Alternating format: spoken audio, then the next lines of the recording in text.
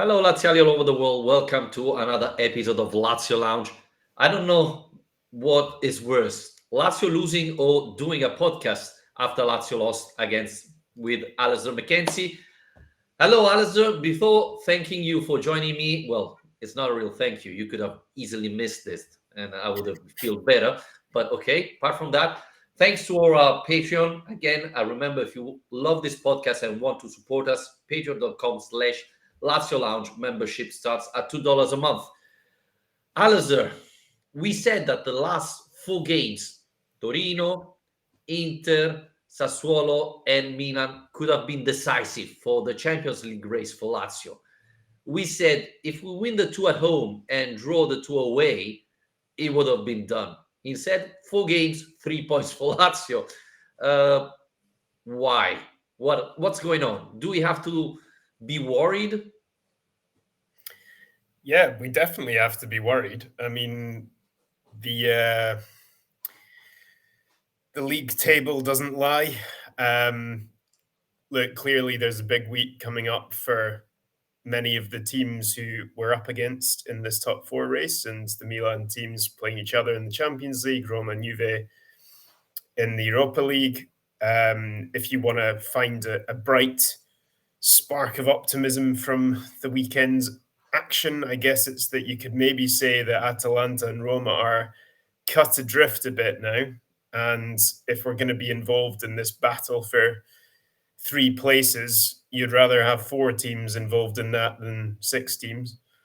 But yeah, I mean, look, it is concerning because Lazio just haven't been playing very well recently.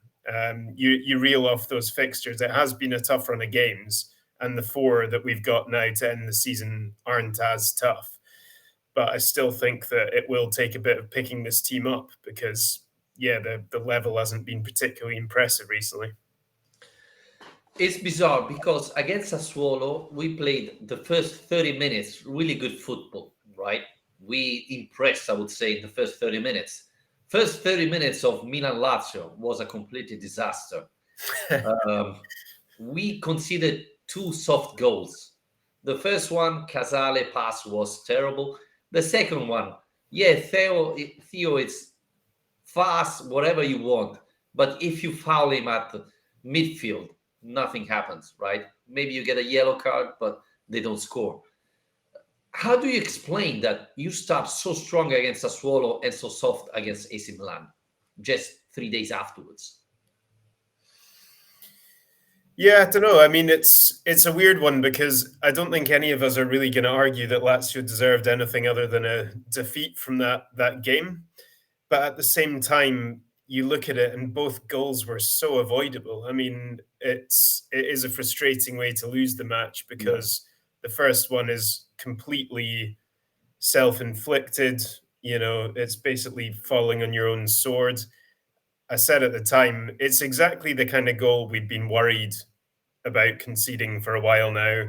It's exactly the kind of goal that I felt in the Sassuolo game we might have conceded, where you're trying to pass it out from the back and you get it wrong. And yeah, the second one, it was, yeah. Look, don't get me wrong, it was a great finish from Teo, and Deflected. he did what he needed to do by going on one of his trademark runs, but I don't think it's actually that good a run because when you watch it back, he only has to hold off one defender to run the length of the entire pitch, and that Yeah. was Milinkovic Savic. I think you're right. I think Milinkovic should have fouled him. He didn't want to, but otherwise, Teo ran the entire length of the pitch without coming across a single defender. So I could do that. You know, it's not that impressive a run if you only have to get past one player and he gives up pretty quickly. So I think those goals were a bit frustrating in terms of what we've come to expect from this team defensively. I don't think they lived up to their own standards there. It's strange because we said these four matches would have been important. And I got the impression that Lazio didn't try so hard to win this game, apart from the Sassuolo one. But on the other side, Alistair, we have to say that we've been a little bit unlucky. Against Torino, we didn't play great football. But if Provedel doesn't do that mistake, we probably get 1 point out of that. Against Inter, we were 1-0 up. We had an incredible chance to score the second goal. If you go 2-0 ahead, it's another match. Against Sassuolo, we won, and I think we deserve to win. Against AC Milan, again, as you were mentioning, they didn't do anything extraordinary to win the match. I mean, apart from the two goals, Provedel didn't do pretty much anything. You can say same thing from Magnan. We didn't shoot on target. But again, we could have get 4 points out of, well, no, 6 points out of these four matches, and it would have been completely different, right? Yeah, I mean, looking on the bright side, it's pretty amazing to come away with three points from a possible 12 and still be where we are, still be third place in the table and 2 points off second. And yeah, with a run in, let's remember, before we get too much in despair here, we do have a run in that is better than the rest of the pack, really, because they still have another round where they're all basically playing each other, if I remember correctly. So yeah, it's the performance, isn't it? It's the concern more than what it means, more than what the table looks like. It's really just the level has been disappointing. I mean, you were surprised last week when I was saying I wasn't even impressed when we did beat Sassuolo. I didn't think the team was playing particularly well in that game at all. And this match, yeah, it's just that thing of they didn't really turn up. They didn't do anything particularly to lay a glove on Milan, and it felt like a Milan team that was there for the taking, in the sense that they've obviously got the mother of all distractions coming up in a few days in the semi-final of the Champions League. In the end, we didn't see the big rotation that we'd wondered if Pioli would go for. But still, I mean, I think Rafa Leao goes off injured after 10 minutes. They lose their key player. Brahim Diaz was left on the bench, who's a key player for them. It wasn't exactly a terrifying Milan team. And Lazio just offered so little in attack. I think I saw that it was first game for, I can't remember how long, but that Lazio haven't had a single shot on target the entire match. Yeah. For something like 2 or 3 years. I can find out. But that says it all, really. But what do you think about this thing? We've spoken about it before, but this problem with the team where when they concede, they just go out of games. If they concede first, it's almost over. They just can't seem to launch a comeback ever. Well, it's bizarre, right? Because the last time we managed to recover from one goal down was against Bologna in August, which is unbelievable, right? It's true that the fact that we had 19 clean sheet in Serie A, if I'm not wrong, it's a lot. And so we just had like 18 games, less than 18 games where we conceded goals, which is good. I think most of this is because of our bench. We don't have players that can come in and change the game. So if our starting 11 don't perform, we struggle to change the game. I mean, Juventus can bring on a lot of other players, quality players. Same thing for Milan, Inter, etc. We saw it last time against Inter, right? They brought in Lautaro Martinez, and the game changed. We don't have any Lautaro Martinez on the bench. I think this is the reason. The other thing, Alistair, I wanted to point out is that a lot of people are complaining we're tired, we're mentally out. I would like to remind everybody that we didn't beat Torino. Last time we beat Torino at home was 2019. Last time we beat Inter away was 2019. In the last 32 years, we beat Milan away just twice. So it's not the first time that Lazio dropped points against this team. So I'm not sure it's a mental problem. It's, sort of bad luck, coincidence, and bad schedule, I would say. I'm not convinced, but I mean, yeah, you're right to point out that it's, the history obviously suggests that these results aren't exactly uncommon, but at the same time, it does go against the more recent history, which is what we've come to expect from this team this season. And this season, we've seen an improvement on last season. what we've seen is that the team is turning up in big games. We went into both of those games against the Milan clubs with the head-to-head in our favour, from the 3-1 win over Inter, the 4-0 win over Milan, beating all the other teams in the top seven as well. I think the frustration is more from the expectation that's come from seeing what this team has done already this season. And that's really what it's not really about what's happened in years gone by. It's about what we're seeing, in 22-23 under Sari. And those games, those performances were at a level that is lower than what we've come to expect from what we've seen.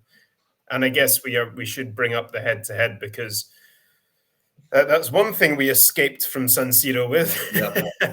I think it was a bit worrying after the Hernandez goal that we wouldn't manage that, but we do still have the head-to-head over Milan, and with Inter now it's level, so that will go down to goal difference as things stand there. Inter are one goal better off than we are, so that's going to be very tight. And yeah, just to finish off the point I was trying to make earlier, I did see our friends at the Laziali did say first time without a single shot on target in a Serie A match for 2 years, 6 months, and 18 days. So quite a long time. Yeah, definitely. Yeah, the positive side is that we at least have goal difference between Milan and Lazio that is in our advantage. This could be important, even because at this point, to reach the Champions League, we have to see what Milan does, because I think the second place, it's not done, but it's very difficult. We have to hope that Juventus drop points, but as Milan can maximum reach 73 points, winning all the remaining 4 games. If we win 3 games of the 4 we have to play, it's done. We need 9 points, Alistair, if Milan wins all the single games. We are playing at home against Lecce. We are playing at home against Cremonese. We have to win those 2 games. We definitely have to. Udinese away, it's probably the most complicated game we have. And then we have the last game, it's Empoli-Lazio. We need to win both home games and 1 away game. See, I don't really agree with this. What you're saying is what a lot of people seem to be saying, which is that Udinese away is the danger game. And I can see why, because they're a really awkward team, and they're physical, they defend well, they're organized, they make life difficult for you. But I think at this stage of the season, honestly, from what we've seen in years gone by, it's so often down to how much motivation you've got. Udinese have nothing left to play for. They're stranded in mid-table. They're safe. They're not going to qualify for Europe, and that's why I'm filled with dread more about the Lecce and Cremonese games, because those 2 teams are fighting for their lives right now, and Lecce in particular have been getting some good results against big teams this season. They're an awkward team, and I don't know. I mean, when you look at the run-ins, ours that you just reeled off is the best of all the teams. I mean, I mentioned before there's a week that everyone else plays each other. That's the penultimate week when we've got Cremonese at home. Juve are playing Milan and Inter are playing Atalanta. And even Roma have Fiorentina, which is a difficult game as well. So that's going to be an absolutely decisive week. But even beyond that, Inter still have to play Napoli as well. And okay, Napoli have already won the title and so on, but that's never going to be an easy game. So it's in Lazio's hands. I think they're only going to have themselves to blame if they don't get the job done here. But I am slightly concerned about those 2 playing 2 of the teams who have the most motivation left in the whole division. Yeah, I understand, but if you're worried about playing at home against Lecce, then guys, you don't deserve to be there. You don't deserve to be in the fighting for the Champions League. I mean, yes, we lost against Lecce at home, and they're quite good at home. They're not that good away, and they have motivation, but so do we, right? Hey, we are fighting for the Champions League. I mean, if we ask, a lot of people wrote me yesterday, oh my God, now that Lecce lost against Verona, they're going to play for their life against us on Friday. Why? Lazio isn't? I mean, are we going to play a friendly match? I mean, if I see the team performing like we did on Saturday, I would be so upset. And still, I think even if we don't play our best football, we should be able to beat Lecce at home. So yeah, Yeah. it's gonna be difficult, but I mean, if you lose at home against Lecce, then we don't deserve to go to the Champions League. So, and Inter and Milan are gonna play Champions League. Juventus and Roma are gonna play in Europe League, and then they're gonna play on the weekend. So yes, I think they're gonna lose energy. So I mean, come on. If we are scared about Lecce, I remember Lazio Crotone. It was an away game and we really struggled. But at home, I think we cannot afford to lose these games. Yeah, you're right. You're right. And no, look, you're absolutely right about the motivation point as well. That's you're playing for the Champions League here. It's not exactly like they don't have their own motivation.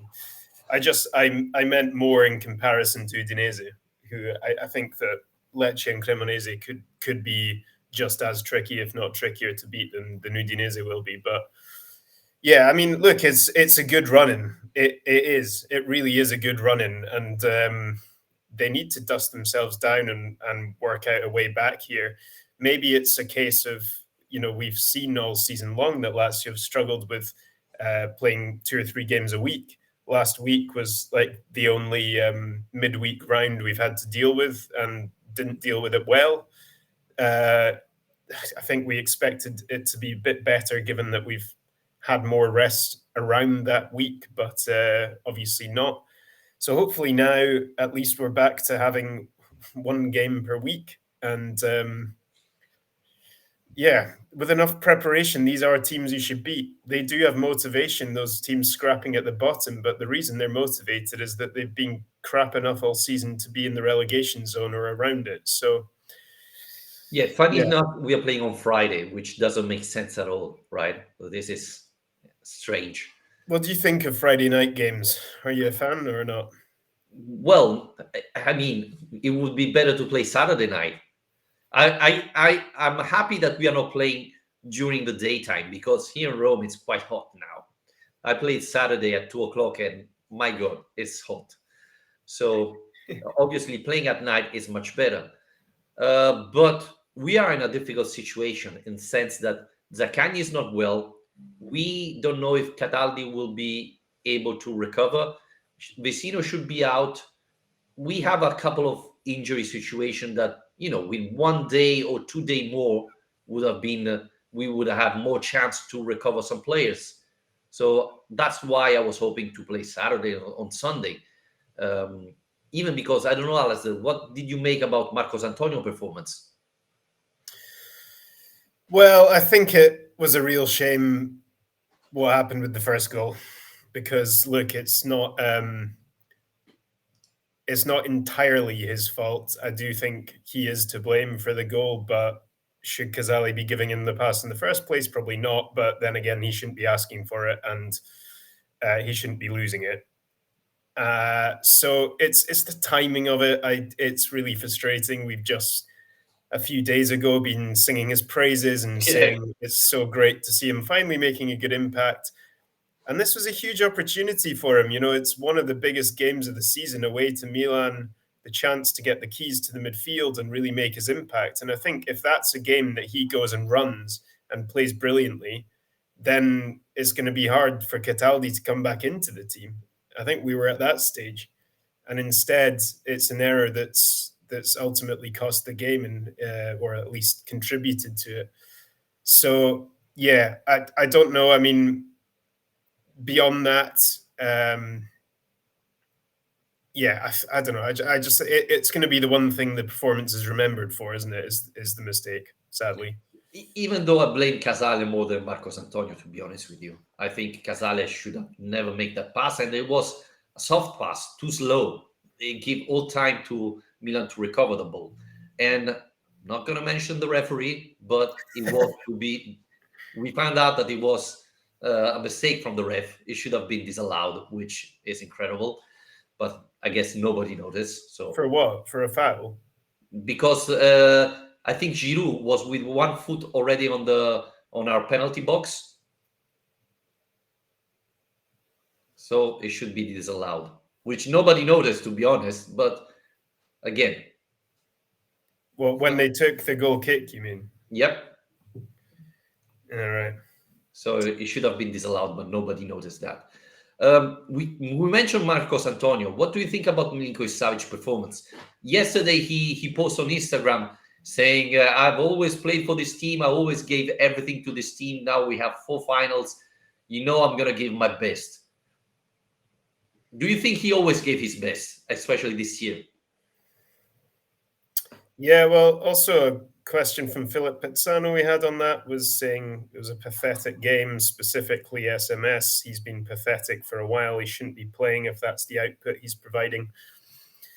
Look, I mean, I think we've spoken about this at length recently. His dip in form, whether he should be in the team or not at the moment. I don't doubt for a second that he's giving his best. I think that the only reason that's in my mind ever a question is just that he has this uh, he has this way of running.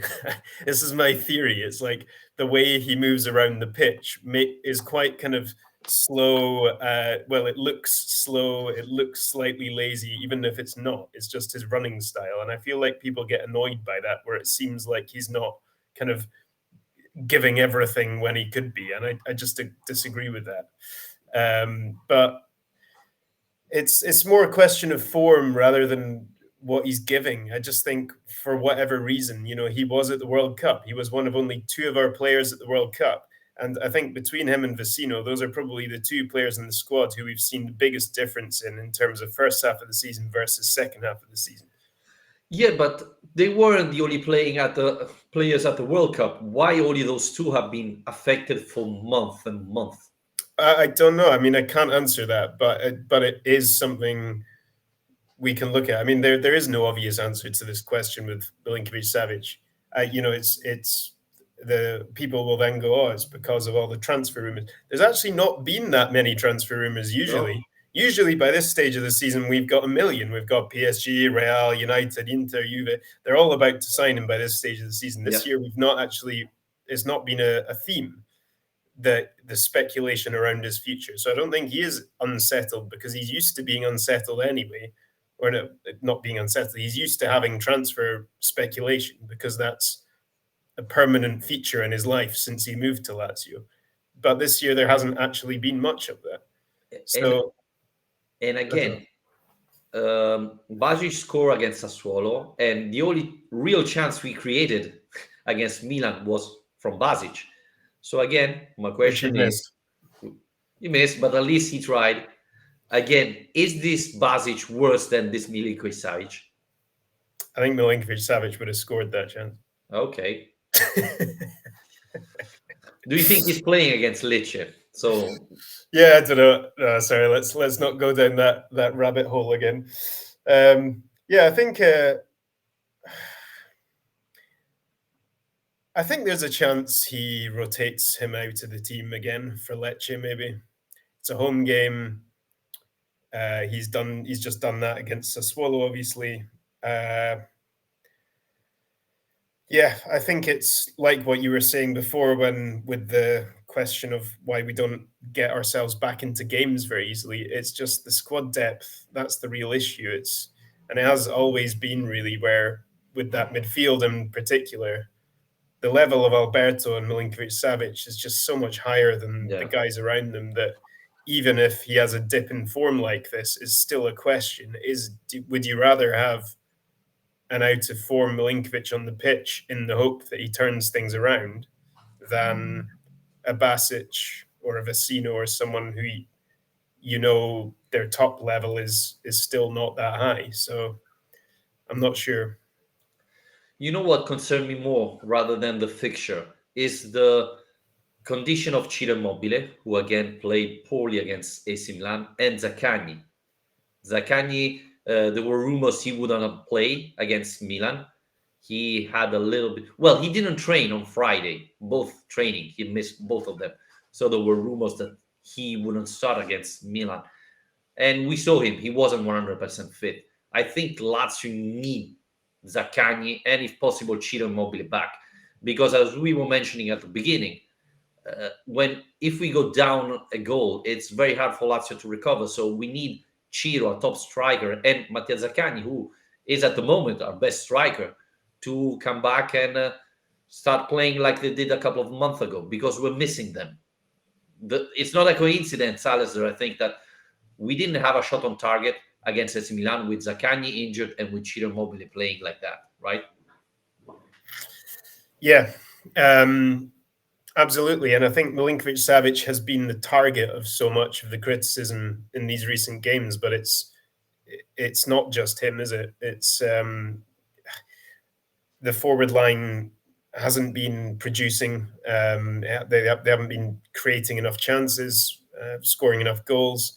Felipe Anderson, I think, deserves a lot of credit, like we were talking about last week, because he is by far the most consistent member of that forward line, which is funny considering his reputation for inconsistency. But Yeah. Immobile hasn't been right for a while. And yeah, Zaccagni's he's had a weird turn of the year, hasn't he? Like since the winter break, he came back in quite bad form. Then his form turned around, and he had a really good month or so. And now, yeah, we've not seen him at his best again for a few weeks now. So yeah, I think with the finish line in sight, you just need everybody to be throwing everything they've got at this the last few games, and hopefully they can rediscover that confidence as well, because that seems to have gone out of the team a little bit recently. Is just there doesn't seem to be that kind of swagger about them, that kind of self belief that they're better than whoever they're playing. Talking about wingers, it looks like the season is over for Luka Romero. He's been called from the Argentina's under 20, and it looks like Lazio will let him leave, and he's not renewing his contract. So it looks like the spell at Lazio is over. What do you make about this? I think it's a huge shame. It's a huge shame. I mean, we were all very excited to have an exciting young player, because it's quite a novelty in recent years to have any exciting young players.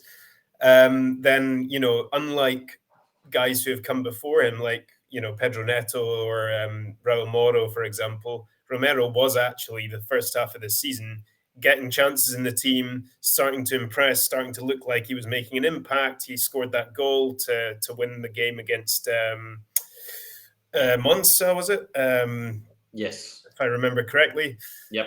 And that was a 4-1. great moment, with the whole team celebrating with him, and it clearly meant a lot. And yeah, I think there was just a lot of excitement and hope for his future, because he wasn't just a player who was working his way into the team. He was a player of a very young age who seemed to fit Sarri's style of football, fit the team, and yeah, to then end up losing him for nothing seems like just a huge deflating moment, because it's not exactly like there are thousands of options up there in attack at the moment either. So I Yeah, don't and really and feel it's better. and it's funny because we are not losing him because, I don't know, Manchester City step up and make an incredible offer that he accepted. It's simply that his agent was 5 million euros bonus from Lotito, and Lotito said no. So it's not there is someone else that is uh, offering more money than we did. We How do simply you don't. feel about that decision, though? I mean, you can understand why he would say no to that. Yeah, but the thing is, if they already agreed to this deal before he came to Lazio, then when you promise it, if it's true, again, I have to repeat, if it's true, then once you agree with to that fee, then you have to pay it. If this fee came afterwards, then I understand that you have some issue there. But again, we paid 8 million euros Raul Moro. I think Luca Romero is better. So I mean, if we agree 8 millions to Raul Moro, then 5 millions for Luca Romero should be a decent fee, right? Yeah, it's one of these things where it does seem like a lot of money for what we've seen so far, but it's really, you have to look at it as an investment for the future, Obviously. and basing that on the the opinion of everyone, really, the coaches at the club, Sarri, how the players view him, how he's fitting in, how he feels about. I mean, I guess you would expect that all those considerations have been made. You just hope that this isn't one of these things that comes back to bite us in the Yeah. future when he's playing for Real Madrid and winning the Ballon d'Or, and we say, "Oh, we turned down 5 million to keep him." I don't know. Yeah. Do you think the fact that in the last month or so he hardly play is due because he's not renewing his contract, or do you think Sarri said, "Well, he's not good enough now to help us in this key moment"? Don't know. I mean, it's hard to say, isn't it? It's Sarri's kind of gone hot and cold with him a bit throughout the season anyway. Yes. So it's not that surprising that Cancellieri is currently now the favoured substitute. Um, so yeah, possibly it's more. I don't know if Sarri would really care about this stuff as much, but it might just be more how it affects him and if it's playing a part on his mentality and how distracted or not he's feeling or whatever's going on in the background. So no, it would be a real shame to lose one of our only young talents. Yeah, Um, he did it last year with Luis Felipe, right? When the Brazilian didn't renew his contract, he finished on the bench. So maybe that's what Sarri is doing. Anyway, to finish the news, the rumors are that um, Diego Gonzalez, that we bought in January, will be the replacement for Luka Romero. This Paraguayan player who played since last week in the Lazio Primavera, scored 9 goals in 9 matches, will be the replacement. Um, High expectation, but again, I repeat, playing in Serie B of Primavera is not a very high level. We already saw a lot of players scoring hundreds of goals in Serie B of Primavera and not doing pretty much nothing in Serie A. So he's taller than Luka Romero and Raul Moro. He looks like a promising player, but I don't know. I mean, I wouldn't be convinced that he's ready for Serie A level football. yeah. Well, there's only one way to find out. I mean, I'm glad you mentioned the Primavera. They've just been promoted, haven't they? Or am I going too Yes. soon with that? Yeah. So that is something because it has been a concern that we've talked about time and again, isn't it? Is that there's already too big a distance between Serie A and the Primavera One, let alone the Primavera Serie B. So, um, yeah, hopefully getting the youth team back into the top flight will help attract a better quality of youth player as well, and we Not can kind of start building something there. not only Alistair, it's quite funny because if Lazio reach the Champions League, we not only get promoted to Serie A, we get even qualified for the Youth Champions League. So what a jump for Lazio, right? From Serie B to Champions League directly. It is a crazy system, isn't Yeah. it? I'm a little bit scared because I mean we were fighting for Serie B, then you go and play with the best team in Europe. Although this year the Milan's Primavera team, I think they're like fighting relegation or they're in mid-table at least in the Primavera, and they got to the semi-finals in the youth league. So no Yeah. idea what goes on in that these competitions. Yeah, well, if you remember, a couple of years ago, Lazio was fighting for the relegation and was in the final of the Coppa Italia. So, it's strange. It's strange. Motivation, I guess. I don't know. But anyway, let's see what happens with Gonzalez and Luca Romero. Friday, big match, Alistair. And we hope to have the Olimpico full because against Sassuolo was Wednesday night and there weren't much fans at the stadium, which is a pity. It was an important match. And as I mentioned before, we have to win the two home games remaining to have a chance to finish in the top four. So hope the Stadio Olimpico will be packed again. Yeah, well, I think it's what better motivation. It's basically two massive games at home to then put yourself 3 points away from the Champions League. So yeah, I think I would hope there would be. It's night games never seem to be all that popular unless it's a big team in town. But yeah, I think with the Champions League qualification as it is, I think that's a big motivation for fans to turn up. And yeah, it's necessary because the chasing pack are right there, and it's getting a bit worrying. So Yep. he's Do, crossed. do you think we have a chance to finish second, or do you think the last run of form is concerning? Yeah, I don't know. I mean, I was working at the Roma Inter game on Saturday, and I said immediately afterwards that I can't see past Inter finishing second at this rate. They're on a really good run since reaching the semis of the Champions League. Their confidence has just shot up. Their squad depth is so much better, and they're starting to see the fruits of that now. And I think they could easily end up second. Juventus are still just, I don't know how they do it, but they're still just picking up points despite not playing very well. Um, but yeah, obviously these European games are going to be important for them too. So it'll be interesting to see what part that plays, if any. I think we're in a really good position to, despite form, I think we're in a really good position to finish top four. But I don't think we'll finish second. Is if I'm going to put my money on it. Yeah, I think after the Juventus winning yesterday against Atalanta, who was playing good football, to be honest. I was a little bit surprised to see Juventus winning like that. And Inter is in top form. They have back Lukaku, which missed pretty much all the season. So he comes back in the right moment, right? Lautaro starts scoring again, exactly ahead of the Champions League semi-final. I think that's very positive. But yeah, we have to do our race on AC Milan, I guess. They are their opponent at the moment.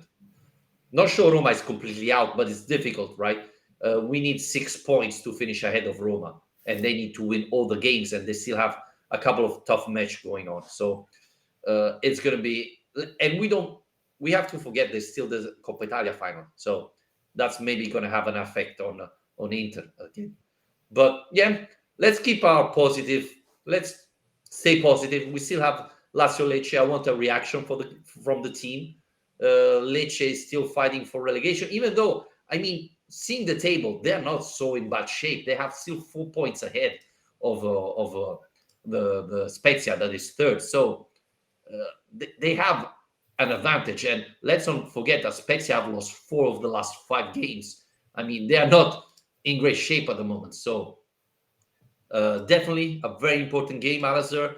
We hope to win that one and see what the other teams do. There's Inter Sassuolo, there's Spezia Milan, Juventus Cremonese should be an easy one. But again, if Cremonese lose against Juventus, they're pretty much done. So they would face Lazio and they would be already relegated, right?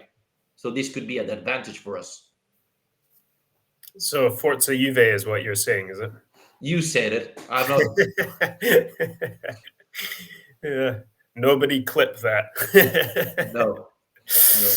Um, yeah, well, it's a funny one, isn't it? No, I mean, I still think you want Cremonese to be winning that game at all costs.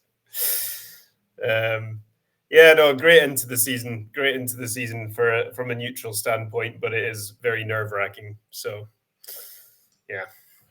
Yeah, finger crossed. Let's hope that we win Friday because it's vital. And we'll be back next Monday to talk about Lazio again, hopefully in a better mood with 3 points in the bag. And who knows? Again, thanks, Alistair, for joining us. And thanks, everybody, for listening to the podcast. Remember, rate and review on Apple, subscribe to our YouTube channel, and follow us wherever you listen to your favorite podcast. Thank you, guys.